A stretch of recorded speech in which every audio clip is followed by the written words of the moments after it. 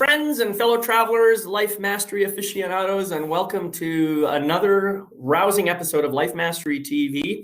This is your source for empowerment, fulfillment, and inspiration. My name is David McLeod. I am your life mastery coach, author of the book A Life to Die For, and also creator and host of the podcast Life Mastery Wisdom, which you can check out on my website later. We are all, as you know, in the midst of a difficult crisis right now. And I'm sure the COVID-19 pandemic has brought up a lot of stuff for you as it has for me. One thing I've noticed is that it reminds us of something pretty important. Throughout our lives, we all face occasional challenges, difficulties, obstacles, blockages, and other things that seem to get in our way and slow down or even stop our progress. This can be quite frustrating, as I'm sure you've experienced. And as you've surely noticed yourself, the more we want something, the greater the level of frustration we experience when something doesn't go our way, or when something seems to be preventing us from getting what we want. So if the level of frustration gets high enough, then we find ourselves focusing so much attention on the problem that we soon lose sight of the objective. And then, of course, we begin to berate and criticize ourselves for being a failure. Well, today we're going to examine this phenomenon, and we're going to work our way down to what I think is the real cause of the problem, and maybe take a deep dive into some aspects of that. And my guest for today's program is a neuroscience and mindset expert and award-winning speaker, and has presented across the country at places like the New York City Bar Association. Not this week, by the way, that was a while back. The Harvard Club of Boston, Walmart, and Carnegie Hall. And after healing from an abusive marriage and navigating the diagnosis and eventual death of her 3-year-old daughter, she found her way to bounce back and reclaim her joy in life. Today, she helps successful women defeat the dragons in their lives and elevate their joy to new levels. So please welcome my good friend and colleague, Linda Shively, to the show. Welcome, Linda. I'm so glad you were able to make it today. Thank you. And I'm glad to see you're so radiant and healthy. Yes, thank you. And as are you. So I'm glad that at least in our little bubbles, we're healthy, and may we stay that way. And yeah, right, exactly. And so you're coming to us from the Bay Area, Alameda, right? Yes. Awesome. And I know that in California, they're having some pretty important and serious struggles with this pandemic right now. I'm just hoping that everyone you know and everyone is just doing well down there. So far, I've had the opportunity to talk with some of the people that are on the front lines in the medical profession that are really concerned about this whole thing, and their recommendation is stay home. Yeah. It's like avoid being around other people as much as you can and stay healthy and safe. Right. And that can seem painful for a lot of people. I mean, a lot of us, we are, after all, social creatures. We like to be engaged with other people. And so being denied that aspect of our natural human quality can be painful. And it can create this kind of trigger that I was talking about earlier, that where we start to focus on the problem rather than on the objective, which is to try and minimize the spread of this disease, or at least slow it down to the maximum extent possible. Mm-hmm. So yeah, I can understand why people might be upset about stuff like that. So, well, and what's interesting and counterintuitive is where the problem actually is. And I'm not talking about the disease itself. I'm not talking about the death and dying. I'm not talking about that. But how is staying home a problem? And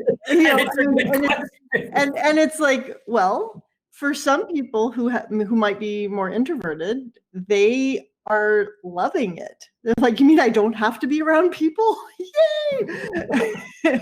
And for the people who are totally social, they're like, get me out of here. I need to talk to people. So there is a balance, but the actual problem? I mean, where does it exist?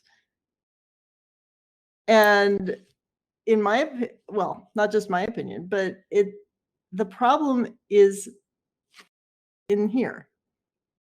It's always, we create our own problems. And I know you're like, what? We don't create our problems. Somebody else created this, and this is always it's like, no. it's only a problem in how you look at it and what your perspective is. So how can we look at this differently? How can we shift how we think about it?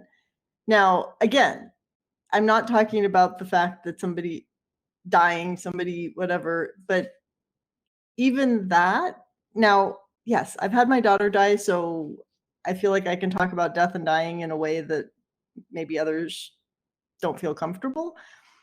But when people die, I mean, secret, we're all going to die.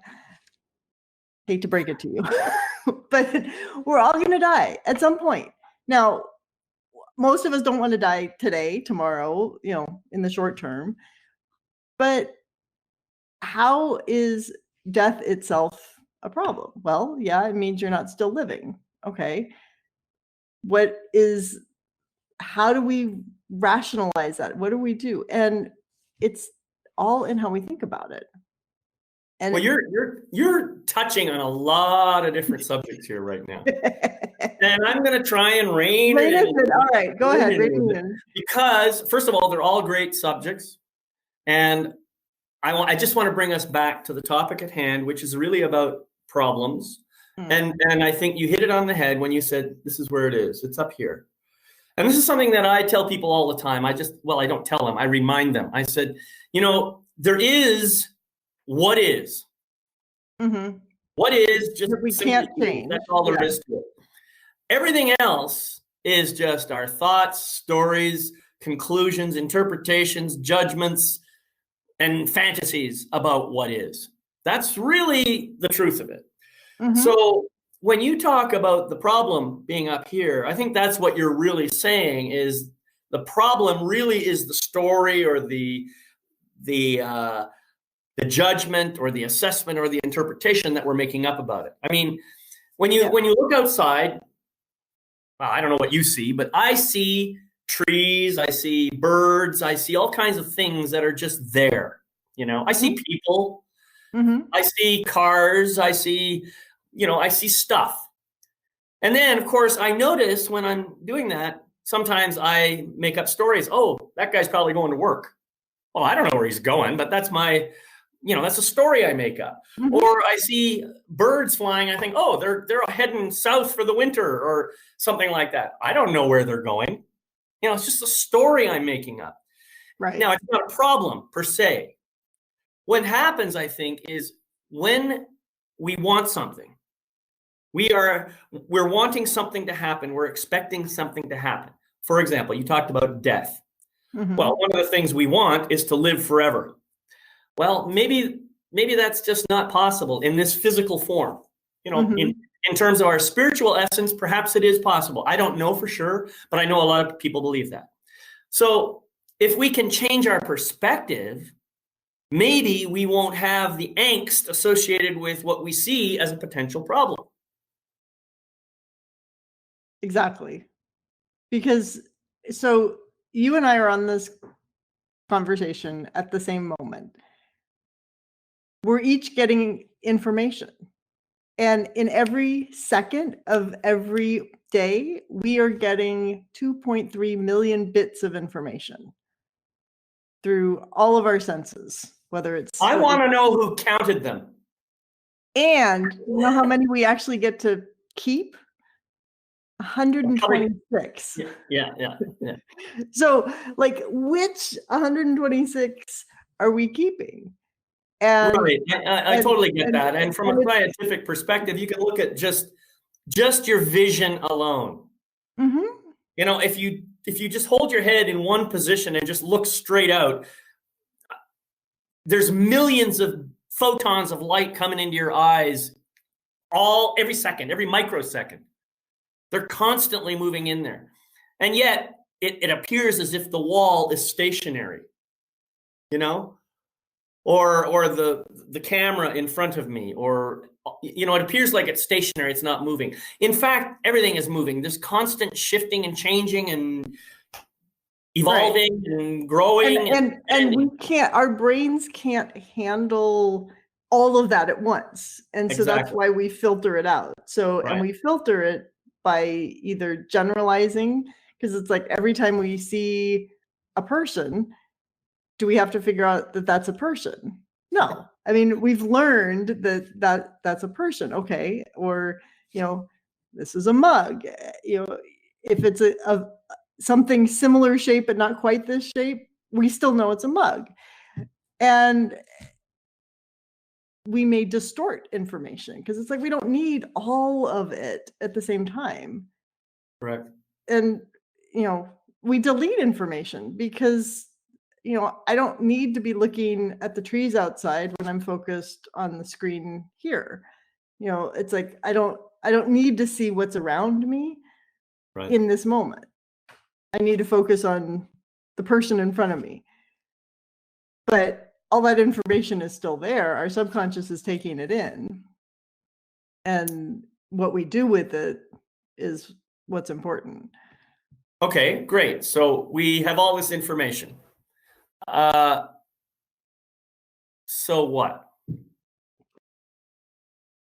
Well, over our lifetimes, we have learned how to filter this information because, both time and space, like where we are, if we are outside camping, we're going to have different things that we're paying attention to, like maybe where the bears are and how we store our food.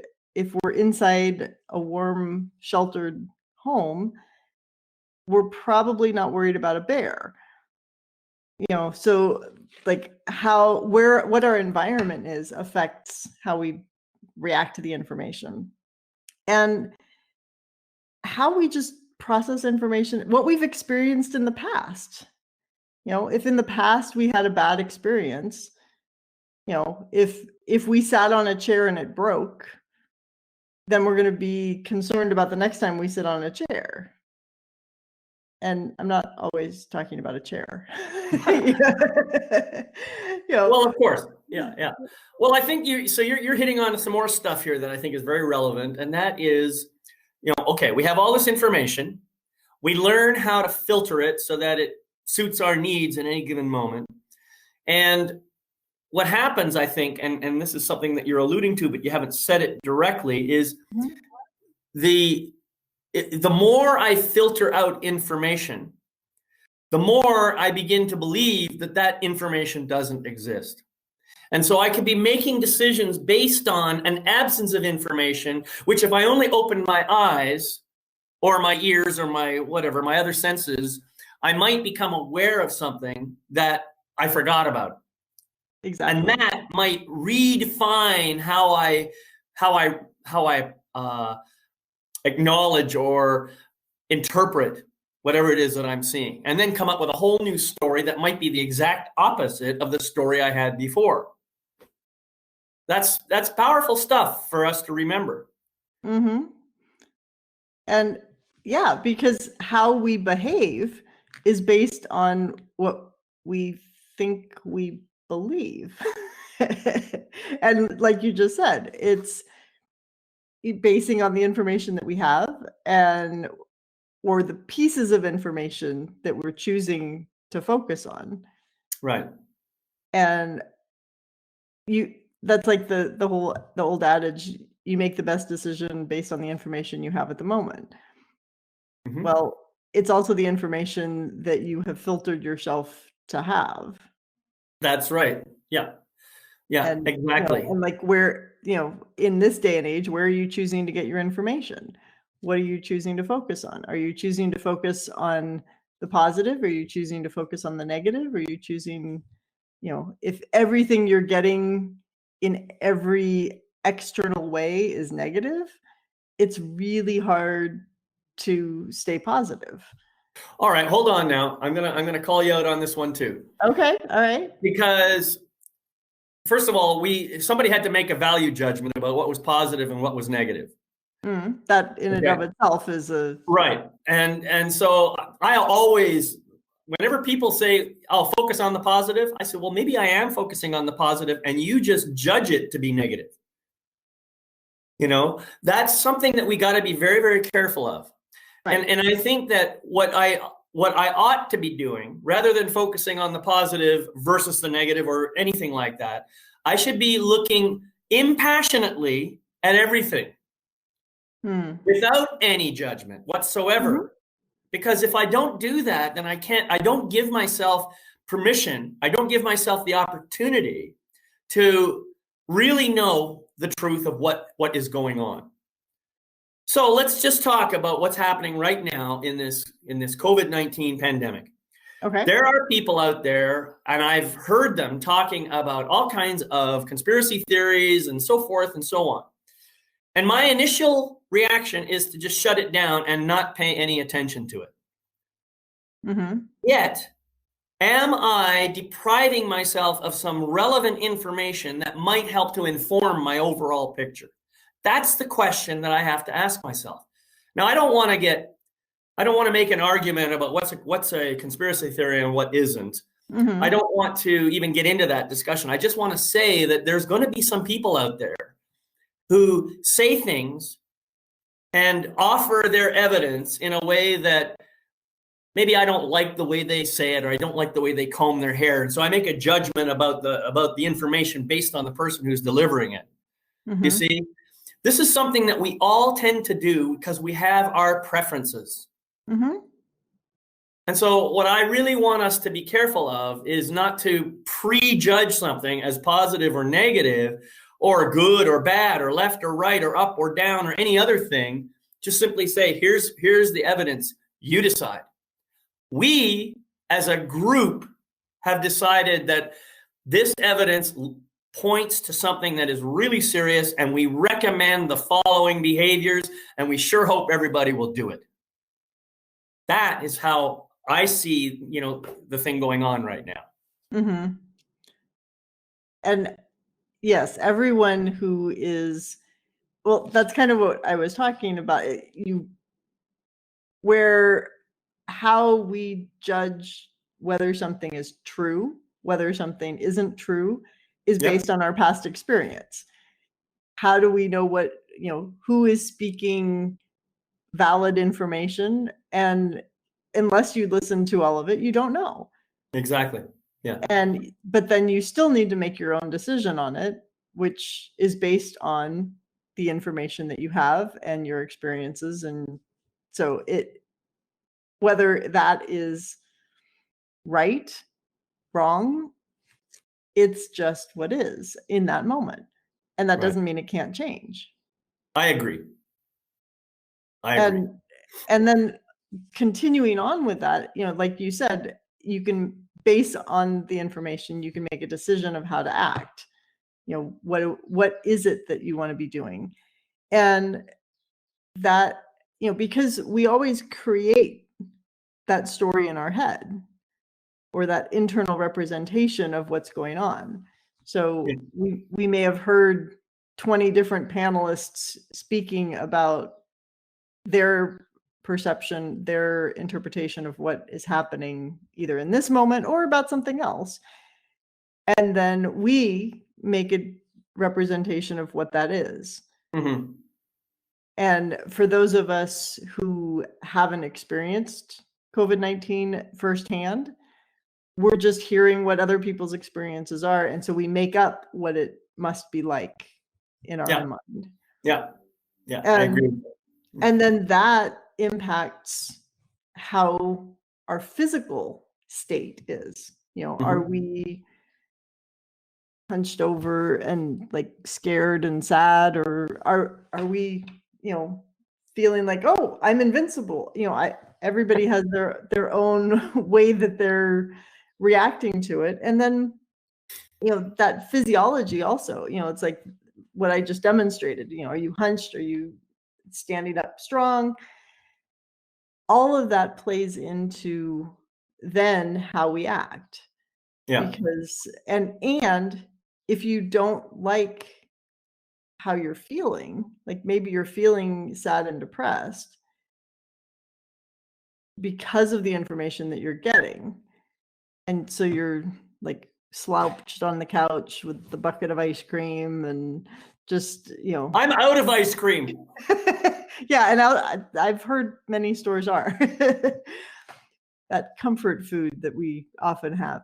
But as that happens, if you don't like that and you want to change that, you can physically move yourself in a different way. Because I don't know, David, have you ever found yourself, if you're like upright and smiling and laughing, are you depressed? It's Can you keep yeah, both at the I same get time? where you're coming from, and I've done that. I've done that exercise on a number of occasions. The attitude shift thing, and yeah, it does work. It does work, and I think you're spot on here with some of what you're saying. Most of the stuff that is affecting us has to do with everything that's between our ears. It's just the ego mind, chatter, chatter, chatter, chatter, chatter, complain, complain, complain, finding fault, finding fault, finding fault, and so on. And that's something I have to challenge and fight all the time. But what I try to do rather than fighting it is I try to listen to it and then understand where the anger or whatever is coming from, so that I can heal that energy and then stand in that place of joy in a more authentic way rather than just faking it until I feel it. Right. Now, that is the ideal way to deal with it. And if you need to do it in the moment, you may not have the luxury of healing all of it like that. Sometimes that's possible, but sometimes you can just fake it for the time being. And I want to comment, I saw Sarah's Sarah's chat that the problem is not the problem is your attitude about the problem, Captain Jack Sparrow. Yes, Yay, Johnny Depp. we thank you for the writers. But Yeah. it's definitely the attitude, how we think about it, what's going on between the ears, and then all of that impacts behavior. And Exactly. so, Yeah. and what we do. And that's really what we've been talking about here. This whole thing, as Sarah pointed out, we're talking about the attitude. We're Mhm. talking about the mental state, which I think is the same thing as an attitude, personally. Right. And mental state is driven by our ego needs. Really. If my ego thinks it needs something, then it's going to do what it can to get that thing, whatever it might be.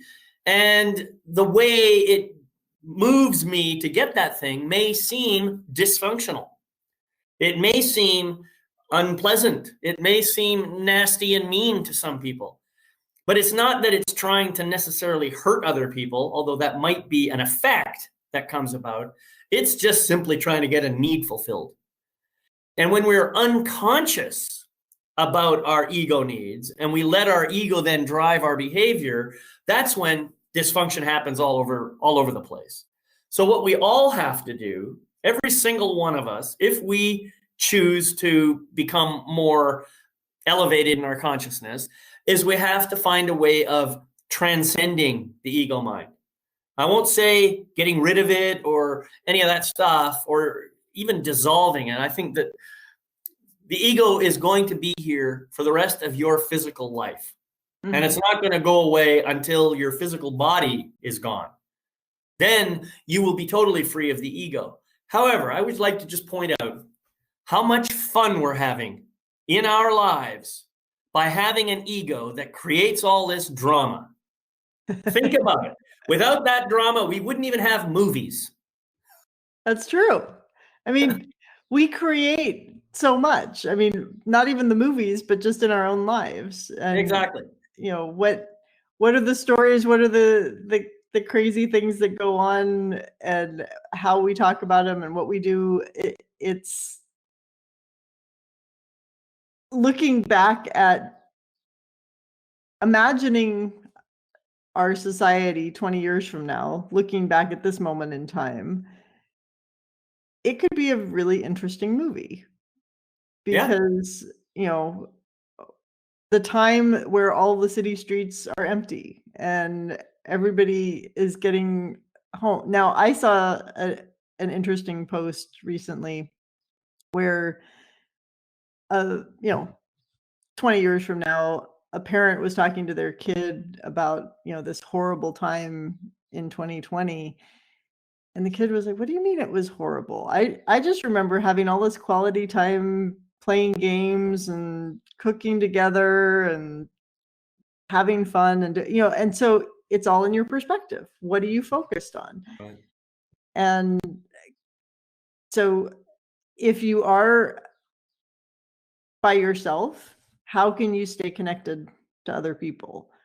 Yeah, Being on things like this. If you are with other people, how can you make what seems like a bad situation into a positive one so that you can make the best of it?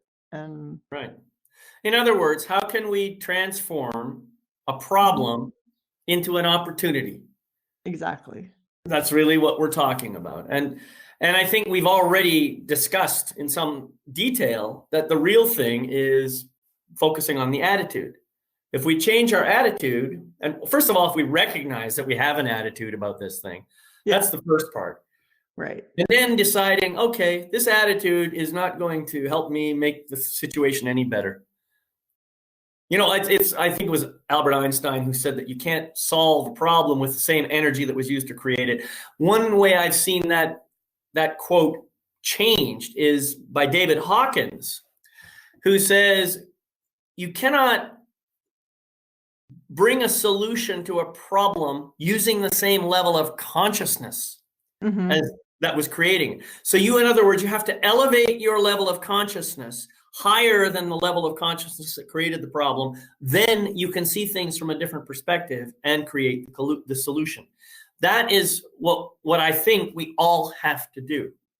And so Yeah. if the problem is really our attitude, then we have to elevate our consciousness enough to see how we're creating the attitude and to find a solution for reducing the problem of the attitude so that we can then see the original problem as an actual opportunity for growth or for whatever. You see, Well said. I tripped over my tongue a few times on that one, but thank you. Well, the overall sentiment is what we're talking about. And Mhm. how do we look at life? How do we look at, I mean, yeah, if you're not even aware that you're creating the problem, then you stay stuck in it and frustrated and angry at everybody else and, you know, blaming everyone else for what's happening. Where if you take responsibility for it, not that you created the virus or you created the situation, but responsibility in, okay, this is the situation, how do I deal with it? How do I Right. take responsibility for me in this situation? That, taking cause for Well, this is an interesting thing that you just brought up. And I know that there's a lot of practitioners out there who will claim that many of our diseases are caused by our own attitude toward ourselves. Mhm. So if I can create a disease within myself by virtue of my own individual attitude and belief system and so forth, then who's to say that I didn't, in combination with you and everybody else on the planet, somehow create this virus? Maybe Yeah. it's the collective darkness of our current egocentric Mhm. lifestyle that it enabled the circumstances and the conditions for this virus to come into existence. So, yes, therefore, I have to take some responsibility for that, even though I didn't go out and directly create it myself. So, yes, I agree with you on that. And I think that we can encourage everybody to start taking responsibility for their own lives so that overall we raise consciousness, we raise our level of consciousness high enough that our egos aren't running the show anymore. Exactly. That's what I think we need to do. Yeah. Because if we're just at effect of our environment and the people around us and the news and everything, we will spiral downward and feel like we have no way to actually do anything. But if we, like somebody put in the chat, Linda put in the chat, you cannot change others, but you can change yourself. You need to be able to take control where you can take control. Exactly. And the only person you can control is yourself. Assuming that there is any form of control anywhere. Well, that's probably I'm using that word loosely, but I know. But I resonate with that. I totally. It's like, I think what Linda is saying, she's paraphrasing Mahatma Gandhi, who said, "Be the change you want to see in the world." mm-hmm. And I always resonate with that. I think, yeah, if I want to see some kind of change out there, then I have to begin by manifesting that change in here. And I think that's true for all of us. So, yeah, this is pretty awesome. Now, you talked earlier about information and information overload and all that kind of stuff, and I think that's an important piece of information, or quite important aspect of our discussion that I think we should probably focus a little attention on here. So I think what I wrote here in my write-up was, when we get caught in the problem mindset, our discernment ability diminishes. So what do you think about that? How can we elevate our discernment ability? Well, I think, like what you just mentioned a little bit ago, if raising the collective consciousness, well, how do you do that? What are ways that you can get yourself out of that problem? And like I mentioned, our physiology, what our state is, how we're looking at it, that internal representation, all of that are ways, if we make even a tiny shift in any of those ways, we're going to be able to get ourselves from the box of the problem to outside of it in some way. I mean, whether it's elevating, whether it's sideways, but but there's going to be a shift. And it may not be, wholly, like totally different consciousness that, meditation for 23 hours a day or something like that. But maybe it's taking a little bit of quiet time. And I know you think, but we're in isolation, everything is quiet. Well, but are you really? This is not necessarily quiet. Exactly. It's like, are you taking time away from social media, away from other kinds of media, away from video conference calls? I think my video conference call consumption has increased, probably at least doubled, if not tripled, over the last couple of weeks. Yeah, absolutely. And how are you taking time, even if it's a quiet walk or sitting? Maybe, for some people, sitting does not help quiet the mind. Sometimes a guided meditation works. Sometimes, if the brain is going too actively, and going for a walk might help. But just something to shift. Because if you are working from home, or you're homeschooling children, or you're dealing with a loved one who is sick, whatever circumstances you may be going through, you're likely in a different routine than you were a few weeks ago.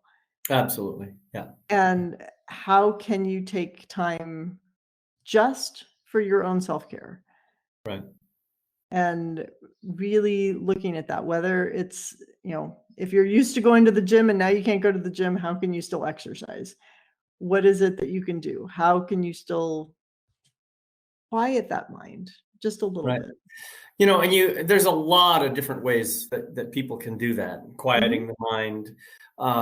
I think one of the things that we have to do is get off the computer, Yes. really, because And when I say get off the these computer, kind of devices. yeah, they emit some kind of blue light or something that actually activates the brain and makes it hard to quiet down. So especially in the evening times, now that we have our evening times open, I'm sure there's a lot of people watching TV, watching stuff on the computers and stuff like that. I know I've been doing this myself, and it's impacting my sleep. And I expect that it's impacting people's sleep elsewhere. Mm-hmm. So I strongly encourage people, try and get off the computer, take periods of time when you're not connected to anything. And in fact, you might be wise to just shut off your modem altogether for a while. So there's no Wi-Fi in your house at all, and you're not getting any of that radiation. Just do what you can to cleanse yourself, cleanse your body. And as Linda mentioned, go for a walk. As far as I know, even though we're asked to stay home, I don't think anybody's requiring us to stay inside our home.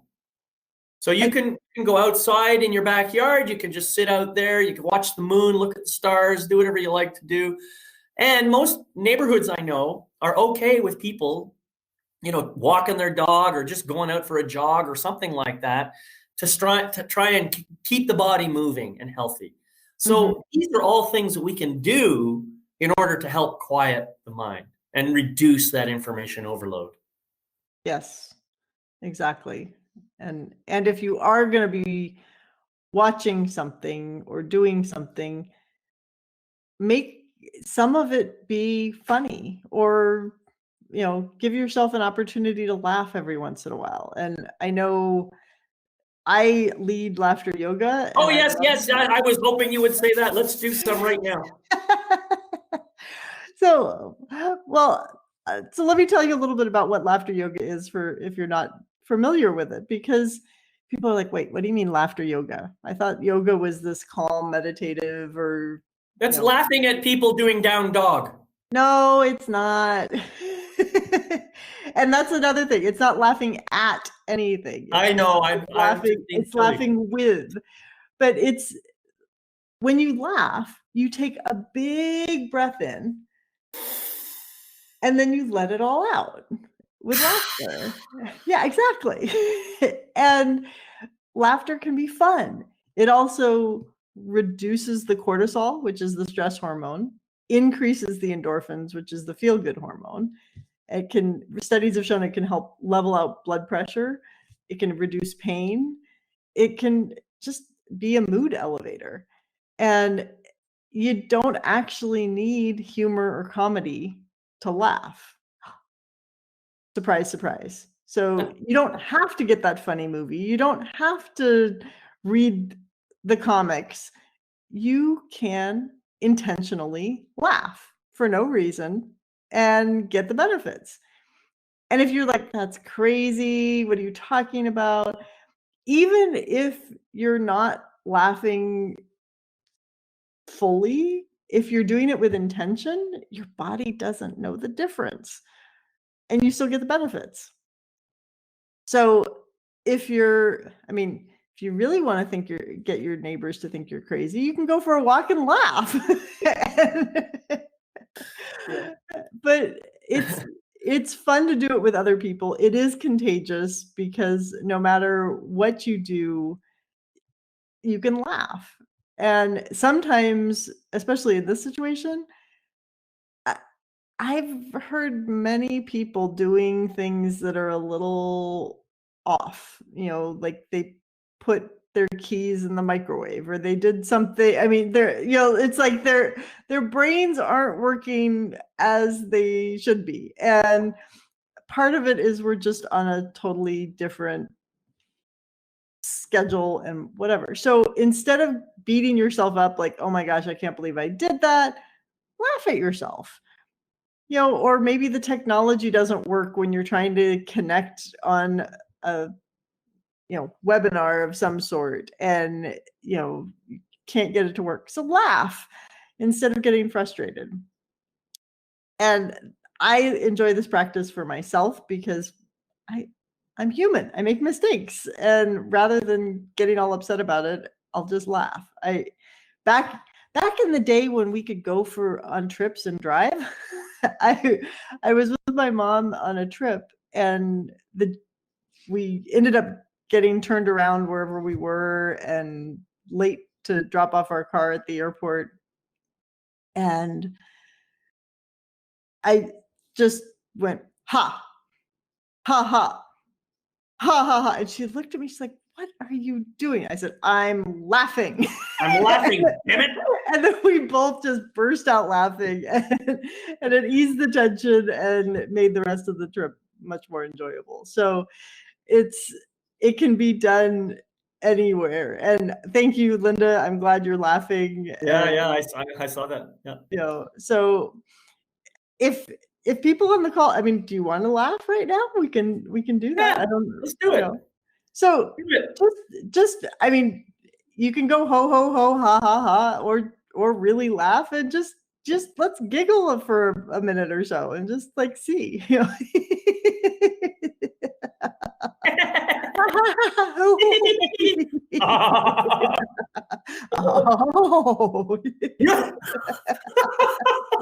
Oh, now I'm gonna have a heart attack. No, not really. I'm just kidding. Please take care of yourself. If you're not supposed to laugh, don't laugh. Oh no, I don't think anybody would ever say don't laugh. Well, if you have just had abdominal surgery, if you are, there are certain medical conditions where laughter is not recommended, and so take care of your own body. But yeah, that's right. Laughter is awesome. As I think I was explaining to you before we started this, I started watching the Improvaganza series, Drew Carey's new improv stuff. And a lot of that is available on YouTube. And I am telling you, it is just laugh out loud funny. And I have a hard time. I laugh so hard that I start coughing. But it does feel good. And I notice that when I watch that, I feel more relaxed. I actually go to bed and I can sleep a lot better, And improv is just amazingly fun anyway. So that's probably something else that we could do is as individuals to start building laughter. Maybe start up our own little improv group. Just get a bunch of people and just make shit up. It's fun, Tell a story. I mean, get a bunch of people on the computer, look at each other and,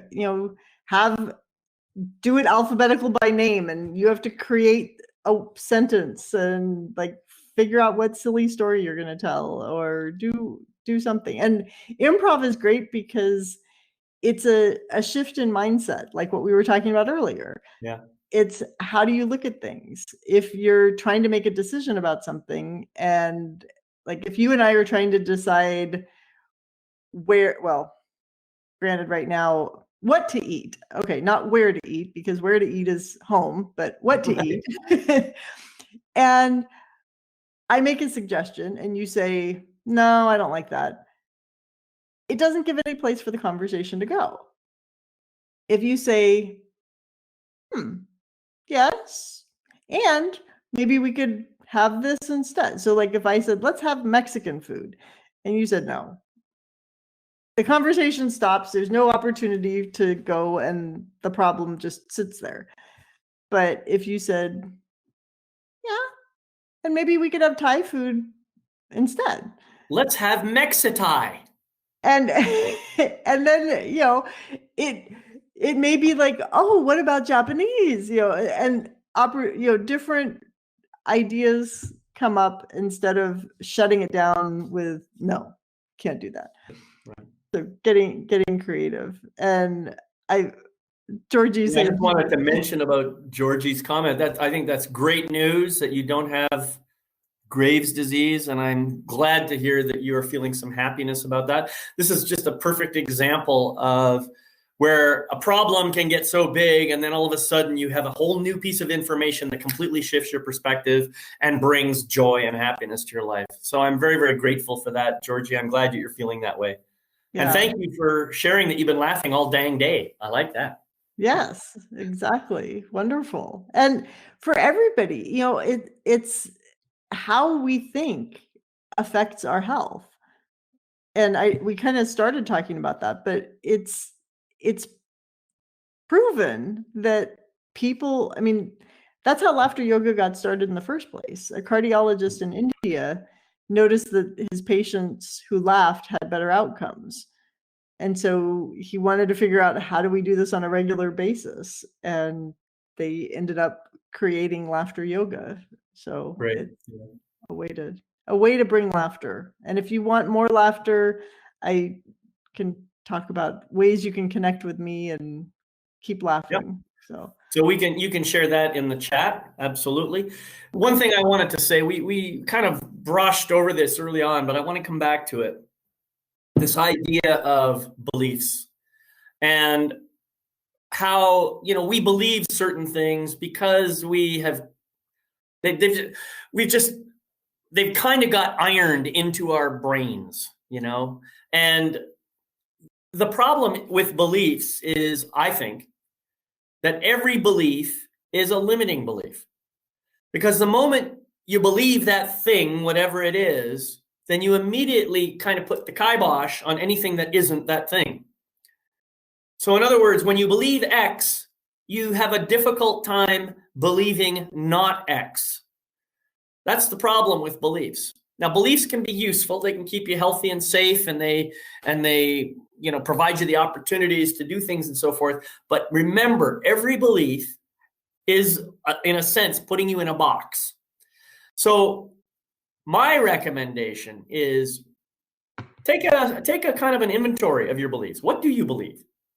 Just write down your beliefs. And then ask yourself, does that belief serve me or not? And if so, how does it serve me?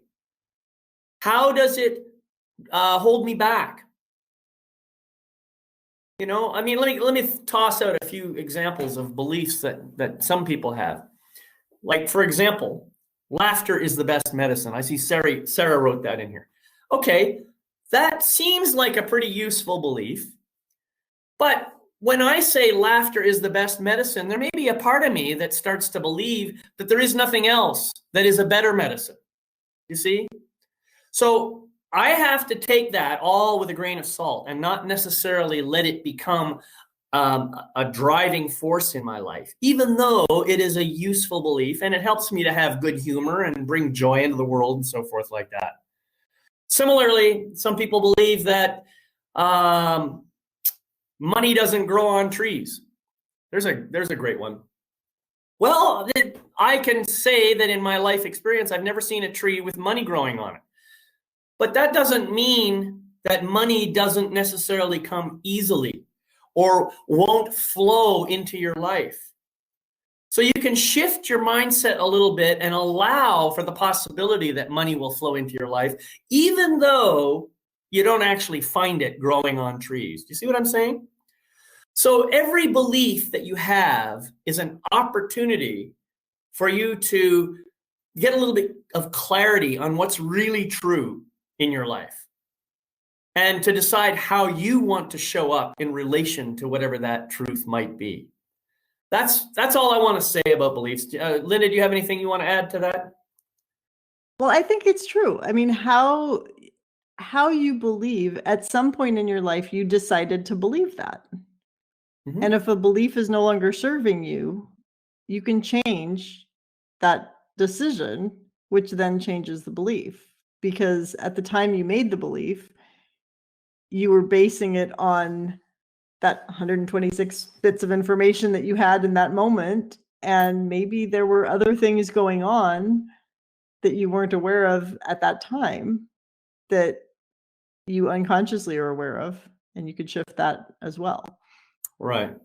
Well, and there's another side to this, that I do a lot of shadow work with people, as I've shared with you before. And one of the problems with shadow beliefs is that they're unconscious. Mm-hmm. And when we have these unconscious beliefs, we tend to create behaviors that compensate for those things that we think are dangerous to us. And they may have actually been very dangerous when we were younger. And the coping strategies and the mechanisms that we created to protect ourselves may have worked way back then when we were children. But the Oh, problem right. is we forgot that we just kind of made it up as a way of compensating, and we've Right. continued those behaviors into our adult lives when they clearly don't work for us anymore. Exactly. This Because is where people really have to become yeah, aware. right. Because the information that you have as a 5-year-old is quite different than the information you have as an adult. Absolutely. Yeah. And how you understood things, figured things out, and how can you go back and release that and live the way you want to live. And I know you do work, I do work that also helps people with their unconscious and, clears Yep. that. So Yeah, and it's a pretty important aspect of this whole picture. Mhm. The problems that you see in your world may be the result of unconscious belief systems, Oh, nothing more. definitely. Yeah. And so when you see a problem, the first thing, can you kind of just shift your perspective, begin to see it as an opportunity, and then uncover the belief that may have led to that problem in the first place? That's the question that we're asking here. Because once you uncover the belief system and maybe realize that you're involved in a belief that's no longer serving you, that, I believe, is when you can start to see the real gift in the existing situation. The gift that maybe hasn't been obvious at all, or may not even have occurred to you until now. And that's really what we want you to do here, is to be able to get to that place where you can see the gift in every situation. Exactly. Exactly. So I added the Facebook group that I have in the chat. It's the stress relief with laughter and gratitude. And in there will be, as we talked about earlier, positive, positive, uplifting, and laughter bits that can help you get through this time and any other time where you may be having some stress. So I Yeah. invite you to join me there. We can Yeah, continue the absolutely. I think that's a conversation. great idea, and I'm so glad you're doing that stuff, Linda. I mean, the laughter yoga is fun unto itself. The idea of doing improv, sharing that with people, I think that there's a couple of big opportunities here for us, not only to socialize, but to do something fun while we're socializing. Exactly. You know? Exactly. Yeah. So all good. I mean, if we can stay connected, stay understanding what we are doing for ourselves, we have the opportunity for a better outcome. Correct. And the more we improve our own lives and raise our own level of consciousness and health and all the rest of that, the more we contribute to a better world. And by doing that, we collectively help to change the environment so much that maybe viruses like the one we're dealing with right now simply won't find a way to survive. That's really what we're talking about here. Consciousness elevation. And I'm thrilled that we've had this opportunity to talk about it. It has been wonderful. And I love having these conversations with you and having these conversations with other people, because it's so important to talk about what's going on with us in addition to collectively in the society and the world. Thank you for Absolutely. Yeah. this opportunity. Well, it's always a joy to have you on the show, Linda. I enjoy speaking with you and getting you to share your joyful energy with everybody, because it's contagious. I love it. Is there anything else you want to share before I close out?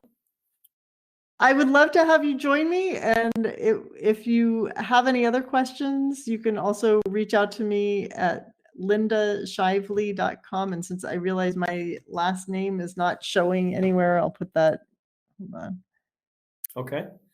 You have to put in the HTTPS piece as well so people can click on it. All right. Well, thank you so much for being here, Linda. It's been a pleasure and a joy. And I know I'm going to have you on again some other time hopefully, well, that's interesting. An LHTTPS. We'll see if that's clickable. We'll find out. No, don't do that one. Hold on. Well, anyway, we have just about run out of time, and so I'd just like to thank everybody for joining us today.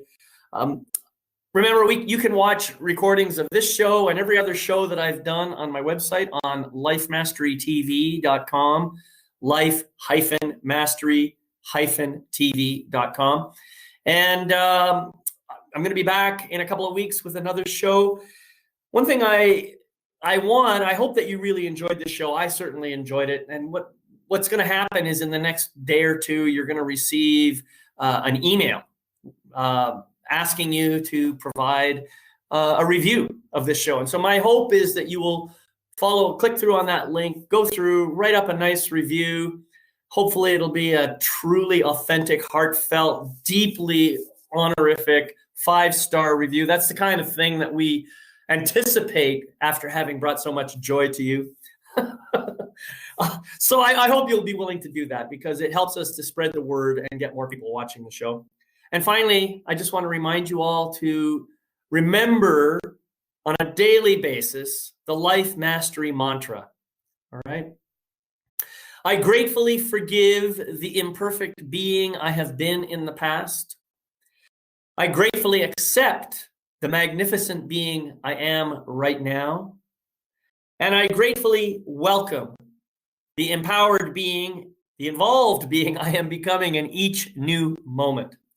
So until we meet again, my name is David McLeod. I'm your Life Mastery Coach, wishing you love, light, and blessings on your continuing journey. Stay safe, stay well, and be loved.